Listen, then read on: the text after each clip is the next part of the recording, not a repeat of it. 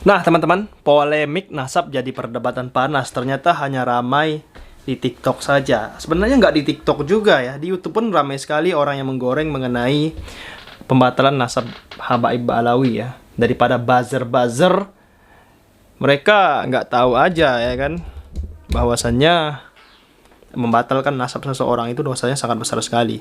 Mari kita lihat ini dari Habib Fadli Al-Aidrus lagi ya. Polemik nasab udah habis. Ya, sudah selesai, sudah tuntas. Mungkin ada pertemuan kedua atau ada debat kedua, wallahu a'lam, yang sebentar lagi katanya akan dilaksanakan. Tapi wallahu a'lam. Sebenarnya perdebatan-perdebatan di TikTok memang tidak menghasilkan apa-apa. Habaib dengan muhibin-muhibinnya, Iman dengan CS kroni-kroninya. Wallahu a'lam, kita nantikan saja. Tapi yang menjadi menggelitik begini, yang menggelitik adalah banyak pembicaraan di mana-mana sampai tingkat kedokteran.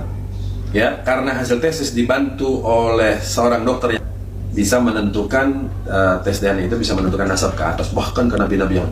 Pertanyaannya cuma satu, Mas Bro. Acuannya mana? Acuannya Raja Jordan. Raja Jordan acuannya mana? Sedangkan dulu ada di Indonesia ada rambut Nabi dan darah Nabi mau diajukan menjadi ajuan, itu alasannya sudah 1400 mungkin sudah berubah genetiknya. Kalau yang aslinya dari Rasulullah, rambut dan darahnya bisa berubah genetiknya, lalu bagaimana yang ada di darah-darah Raja Jordan? Bagaimana yang ada di dalam tubuhnya para habaib? Atau yang dari Sayyidina Hasan ataupun dari Sayyidina Husain?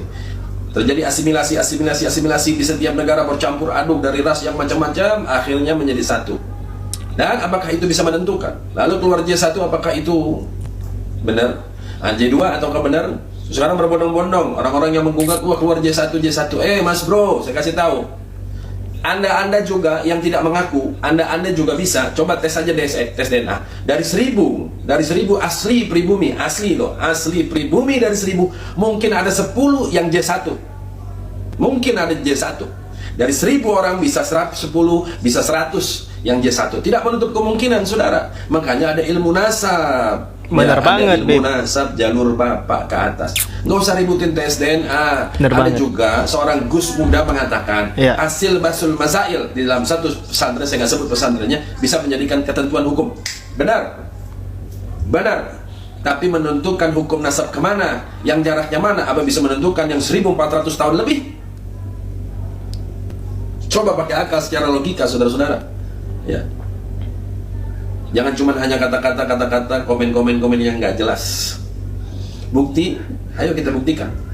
Apakah bisa 1400 tahun lebih dengan hasil darah seorang raja menentukan ke bawahnya nasab atau kepada seluruhnya nasab yang mengaku zuriyah Nabi Muhammad SAW?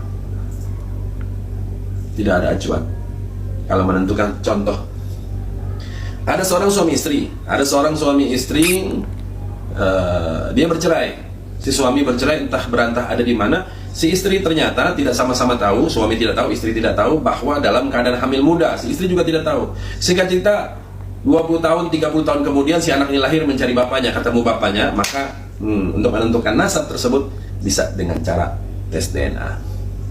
Akal sehat. Assalamualaikum warahmatullahi wabarakatuh. Nah, sama dengan pikiran gua Habib Fadli Al-Aidrus ini ya kan. Seperti itu. Jadi untuk tes DNA kepada daripada misalnya rambut ataupun kuku Nabi Muhammad itu nggak mungkin, karena udah ribuan tahun ya seperti itu. Makanya ada ilmu nasab. Ilmu nasab itu siapa yang paham? Habaib ada ya. Orang-orang yang berilmu mengenai nasab lah intinya, seperti itu. Itu dia tanggapan dari Habib Fadli Al-Aidrus. Terima kasih. Assalamualaikum.